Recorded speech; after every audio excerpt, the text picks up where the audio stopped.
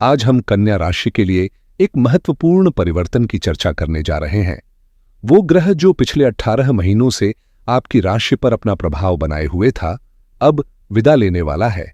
जी हां, केतु जो इतने समय से कन्या राशि में स्थित था, अब वहां से प्रस्थान कर रहा है और अपनी यात्रा सिंह राशि की ओर बढ़ा रहा है। ये बदलाव कन्या राशि वालों के लिए एक तरह से राहत की सांस लेने जैसा है, क्योंकि लंबे समय से चली आ रही मानसिक उलझनों और अदृश्य अड़चनों से अब मुक्ति मिलने की संभावना है। हालांकि ये बिल्कुल नहीं कहा जा सकता कि अब सब कुछ पूरी तरह सहज हो जाएगा।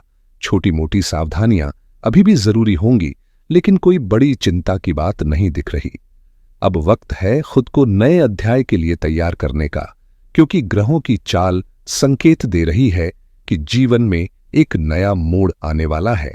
अगर आपने इन बातों को ध्यान में रखा और पहले से तैयारी शुरू कर दी, तो आने वाले समय में आपके लिए स्थितियां काफी अनुकूल हो सकती हैं। बदलाव बस कुछ ही समय में दस्तक देने वाला है। केतु अब कन्या राशि से विदा लेकर सिंह राशि में प्रवेश करने वाला है और इसका असर आपके जीवन की दिशा को बदल सकता है। 18 मई 2025 की रात 7:30 से एक नया खगोलीय चरण शुरू होने जा रहा है, जो आपकी जिंदगी की दिशा को गहराई से प्रभावित कर सकता है। कन्या राशि वालों के लिए यह एक महत्वपूर्ण मोड़ होगा। इस दिन से केतु आपकी राशि से बाहर निकलकर आपके 12वें भाव में प्रवेश करेगा और ये स्थिति पूरे 18 महीनों तक बनी रहेगी, यानी 5 दिसंबर 2026 की रात 9:25 तक। अभी तक केतु आपके लग्न भाव यानी पहले भाव में था, जिससे जीवन में भ्रम, आत्ममंथन और कई बार अनिश्चितताओं का दौर रहा होगा। लेकिन अब जब केतु 12वें भाव में जा रहा है, तो कुछ नए अनुभव आपकी प्रतीक्षा कर रहे हैं। हो सकता है कि आपके भीतर आध्यात्मिक झुकाव बढ़े, सपनों की दुनिया और अवचेतन मन से जुड़े संकेत अधिक स्पष्ट होने लगे। यह परिवर्तन हर 18 साल में एक बार आता है, जब केतु किसी राशि से 12वें स्थान पर आता है, यानी यह दुर्लभ स्थिति है जो 2007 के बाद अब फिर बन रही है। ऐसे में यह समय है आत्मनिरीक्षण करने का, पुराने अध्यायों को समेटने का और एक नए सफर की तैयारी का। ध्यान, साधना या विदेश यात्रा से जुड़े अवसर मिल सकते हैं। बस जरूरत है समझदारी से इस ऊर्जा को दिशा देने की। करीब 18 साल पहले जो ज्योतिषीय संयोग बना था, वह अब दोबारा दस्तक देने जा रहा है, क्योंकि केतु को 12 राशियों की यात्रा पूरी करने में लगभग 18 साल का समय लगता है, हर राशि में औसतन 18 महीने बिताकर।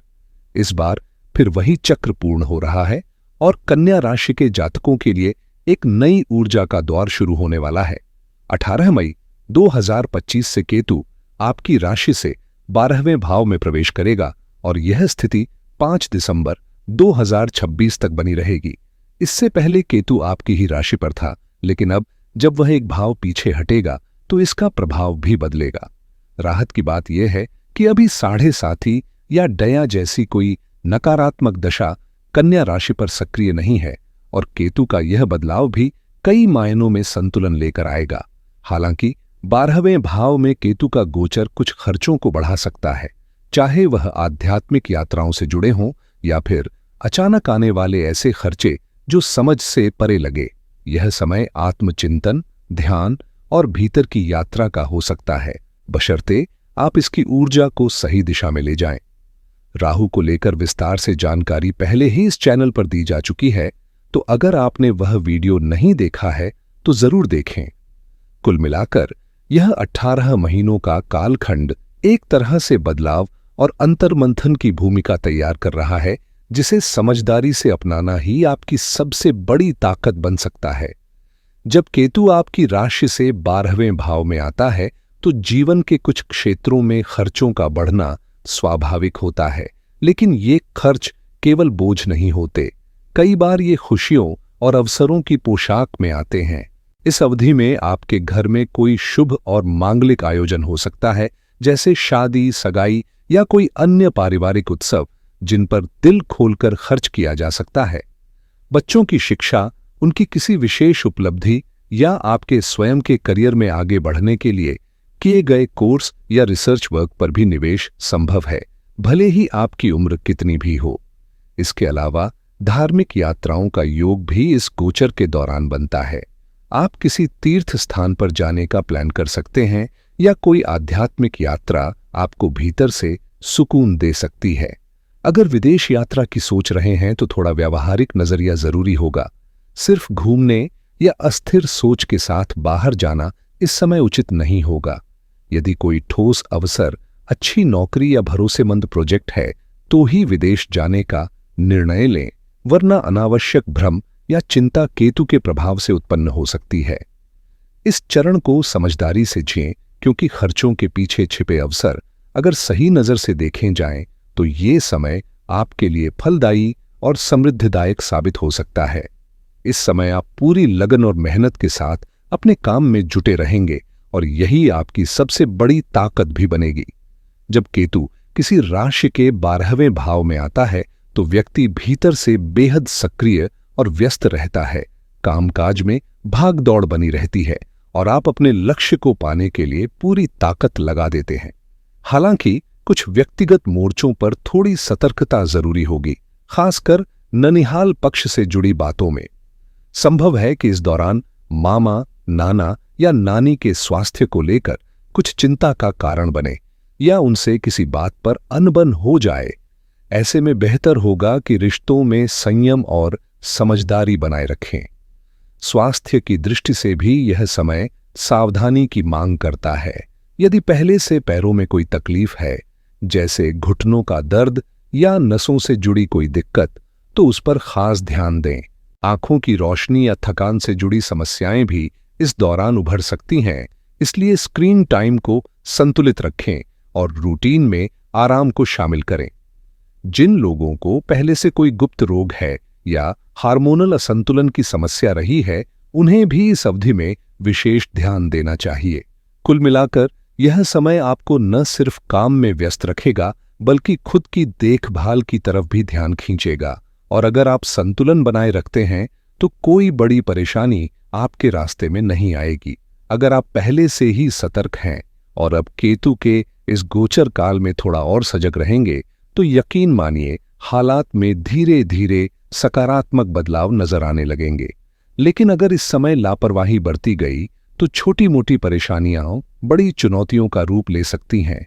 केतु जब किसी राशि के 12वें भाव में होता है तो व्यक्ति आमतौर पर शुभ कार्यों की ओर आकर्षित होता है, लेकिन यह भी सच है कि कन्या राशि के जातक भी एक जैसे नहीं होते। हर किसी की सोच, संगति और कार्यशैली अलग होती है। जिनकी संगति ठीक नहीं है, जिनका नजरिया नकारात्मक है या जो गलत रास्तों पर चल रहे हैं, उनके लिए यह समय जटिलताओं से भरा हो सकता है।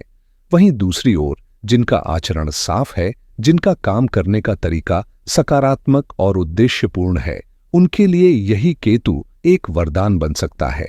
ऐसे लोगों को समाज और सरकार दोनों से मान सम्मान मिल सकता है। एक राजा जैसी स्थिति बन सकती है जहां काम बिना किसी रुकावट के पूरे होते हैं।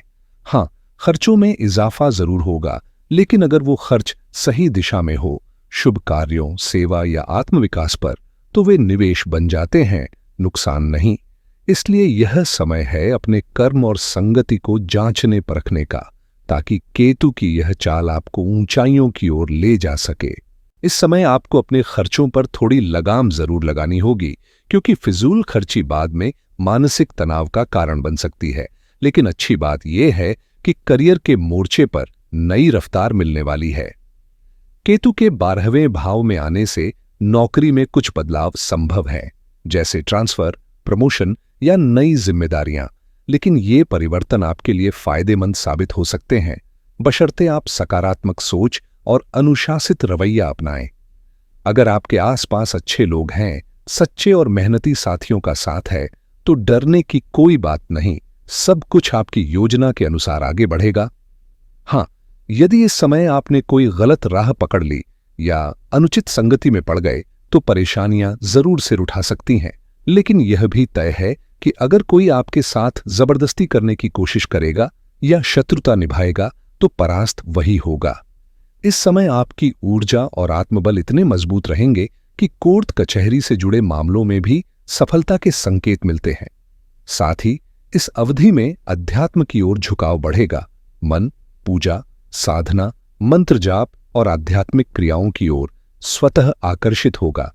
अगर आपने कभी मन में सोचा था कि ध्यान शुरू करूं या किसी मंत्र का जप अपनाऊं, तो यही वह उपयुक्त समय है। केतु का यह गोचर आपके भीतर छिपी शक्ति को जागृत करने का माध्यम बन सकता है। बस जरूरत है सही दिशा में कदम बढ़ाने की।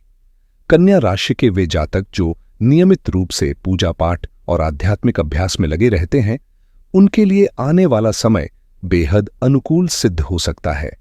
यदि आप किसी विशेष मंत्र की साधना या गहन आध्यात्मिक यात्रा शुरू करना चाहते हैं, तो यह समय आपके लिए ऊर्जा से भरपूर और फलदायी रहेगा।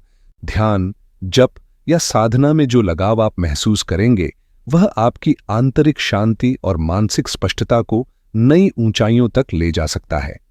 हालांकि यदि आप किसी काम के लिए आरण लेने की सोच रहे हैं, तो उसे केवल जरूरत पड़ने पर ही लें और बहुत सोच समझकर निर्णय करें। चाहे वो बैंक से हो या किसी व्यक्ति से उधार लेना हो, थोड़ी सावधानी जरूरी है। इस समय एक गलती जो टालनी चाहिए वो है गलत रास्तों या अनैतिक खर्चों में धन लगाना, क्योंकि ये आपके लिए भविष्य में परेशानी का कारण बन सकते हैं। वहीं दूसरी ओर केतु के 12वें भाव में आने से आपकी वाणी में एक अलग प्रभाव दिखाई देगा। आपके शब्द लोगों को छू लेंगे। आपकी बातों में ऐसा आत्मविश्वास और स्पष्टता होगी कि लोग आपकी बात मानने को तैयार हो जाएंगे। और यदि आप ईमानदारी से अपने कार्यों में जुटे रहेंगे, तो हर जगह आपको सफलता और सम्मान मिलने की संभावना है। भय जो अब तक आपको रोक रहा था, वह भी धीरे धीरे समाप्त होगा। व्यापार में भी यह समय विस्तार और सुधार की संभावनाओं से भरा रहेगा, बशर्ते आप समझदारी और नीतिपरक तरीके से कदम आगे बढ़ाएं। यदि आप व्यवसाय में हैं, तो आने वाला समय आपके लिए कई सुनहरे अवसर लेकर आ सकता है। और अगर आप सरकारी सेवा में कार्यरत हैं, तो समझिए कि भाग्य पूरी तरह आपके पक्ष में खड़ा है। पदोन्नति, सम्मान और स्थायित्व की संभावना इस दौरान काफी मजबूत दिख रही है। खासकर जिनकी जन्म कुंडली में कन्या राशि प्रमुख है, उन्हें इस गोचर का विशेष लाभ मिलेगा। धार्मिक प्रवृत्ति के लोग, चाहे वो पूजा पाठ में रत हों या किसी आध्यात्मिक संगठन से जुड़े हों, इस समय अपने कार्यों में गहरी संतुष्टि और उल्लेखनीय सफलता अनुभव करेंगे। वहीं समाज सेवा से जुड़े व्यक्ति, विशेष रूप से वे जो एनजीओ या सामाजिक संस्थाएं चला रहे हैं, इस अवधि में न केवल प्रशंसा पाएंगे, बल्कि अपने प्रयासों का सकारात्मक असर समाज में स्पष्ट रूप से देख पाएंगे। कन्या राशि वालों के लिए यह समय सामाजिक प्रतिष्ठा बढ़ाने और स्थायी पहचान बनाने का बेहतरीन मौका बन सकता है। साथ ही यदि आप अचल संपत्ति यानी जमीन जायदाद या घर में निवेश करने की योजना बना रहे हैं, तो यह समय आपके लिए काफी अनुकूल साबित हो सकता है, बशर्ते निर्णय सोच समझकर और सही सलाह के आधार पर लिया जाए। कुल मिलाकर यह चरण स्थायित्व, प्रतिष्ठा और आध्यात्मिक उन्नति का सुंदर समन्वय लेकर आ रहा है। इस समय कन्या राशि वालों के लिए स्थायी निवेश से जुड़े कई अनुकूल योग बन रहे हैं। चाहे वह मकान खरीदने की बात हो, नया घर बनवाने का विचार हो या फिर पुरानी जमीन को विकसित करके किसी व्यावसायिक उद्देश्य के लिए इस्तेमाल करने की योजना। जमीन जायदाद में निवेश के साथ साथ कीमती धातुओं जैसे सोना या चांदी की खरीदारी का भी यह एक उपयुक्त समय है, जो भविष्य में लाभदायक सिद्ध हो सकता है। हालांकि इन आर्थिक संभावनाओं के बीच शरीर की ओर भी थोड़ा ध्यान देना जरूरी है, खासकर पैरों और आंखों की सेहत को लेकर। यदि पहले से कोई परेशानी है, जैसे बार बार चोट लगना या दृष्टि से जुड़ी समस्याएं, तो इस दौरान विशेष सावधानी बरतनी चाहिए। वाहन चलाते वक्त भी सतर्कता रखें, गति नियंत्रित रखें। इस समय का सबसे सकारात्मक पक्ष यह है कि जो मानसिक दबाव या चिंता पिछले 18 महीनों से बनी हुई थी, वह अब धीरे धीरे खत्म होती नजर आएगी। केतु का यह गोचर मानसिक शांति का द्वार खोल सकता है, खासकर उनके लिए जो लंबे समय से किसी दुविधा या तनाव में थे। कुल मिलाकर यह समय आत्मविश्वास, स्थिरता और मानसिक राहत की दिशा में एक नई शुरुआत देने वाला साबित हो सकता है। अब जो तनाव या मन की अशांति पिछले समय से बनी हुई थी, वह धीरे धीरे समाप्त होने वाली है, क्योंकि केतु अब राहत और मानसिक स्पष्टता लेकर आ रहा है। यह समय आपके लिए सकारात्मक बदलाव का संकेत है, जिसे समझदारी से उपयोग किया जाए तो जीवन में स्थिरता और संतुलन आ सकता है। उपायों की बात करें तो आपको अपनी साधारण दिनचर्या में कोई बड़ा बदलाव करने की जरूरत नहीं है। जैसे आप रोज पूजन पाठ करते हैं, जिस देवी देवता की आराधना में आस्था रखते हैं, बस उसी पर केंद्रित रहें। मंदिर जाएं, ध्यान करें, जो भी नियमित कार्य हैं उन्हें शांति और श्रद्धा से करें, लेकिन कुछ बातों का विशेष ध्यान रखें।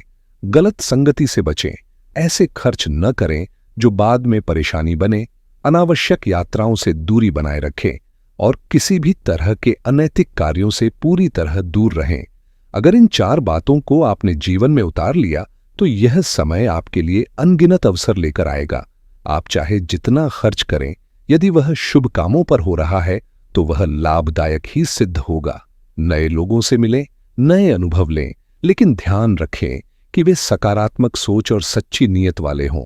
यात्राएं भी करें, लेकिन ऐसी जो आपको आत्मिक शांति दें, जो आपके ज्ञान को बढ़ाएं और मन को हल्का करें। यही बातें यदि आपने ध्यान में रखीं तो यह समय आपके लिए वरदान बन सकता है। अगर यह जानकारी उपयोगी लगी हो तो इसे जरूर शेयर करें और चैनल को सब्सक्राइब करना न भूलें। धन्यवाद।